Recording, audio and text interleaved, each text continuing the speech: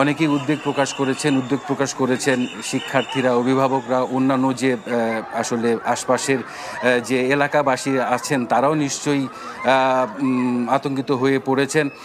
হযরত শাহজালাল আন্তর্জাতিক বিমানবন্দরে বিমান চলাচল এখনও স্বাভাবিক আছে আমরা আশা করছি, যদিও আমরা সেটিও নিশ্চিত হতে পারিনি। এমন একটি ঘটনা হওয়ার পর সাধারণত যেটি দেখা যায় যে বিমান বিধ্বস্ত হলে পরে কিছুক্ষণের জন্য হযরত শাহজালাল যে কোনো বিমানবন্দরেই বিমান ওঠানামা বন্ধ করা হয়।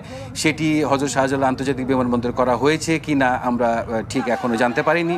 নিশ্চয়ই কিছুক্ষণ পরে জানতে পারবো এবং সেটি আপনাদের জানাবো। যেটি দেখা যাচ্ছে খুবই মর্মান্তিক এবং উদ্বেগজনক পরিস্থিতি। কিছুদিন আগেই কিন্তু যদি দর্শকদের অনেকেই মনে থাকবে যে ভারতে একটি ভয়াবহ বিমান দুর্ঘটনা হয়, এয়ার ইন্ডিয়ার একটি বিমান দুর্ঘটনাগ্রস্ত হয় এবং সেখানে প্রায় ৩০০ জন আরোহী মারা যায়। সেটির রেশ এখনও ভারতের